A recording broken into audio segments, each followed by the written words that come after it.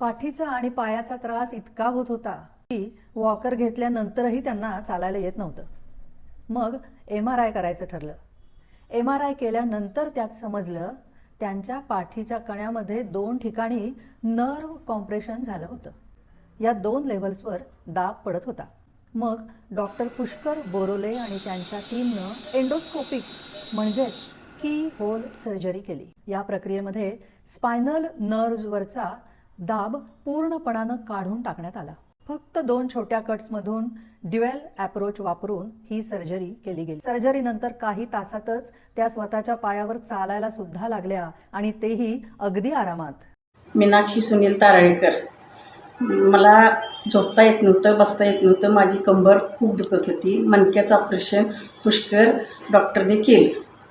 त्यापासून आता मला चाला येतंय व्यवस्थित. माझी कंबर दुखायची कमी झाली. मिनिमली इन्व्हेसिव्ह स्पाइन सर्जरीमुळं आता चालणं, उभं राहणं आणि आपलं दैनंदिन जीवन जगणं परत सहज आणि सोपं झालं आहे.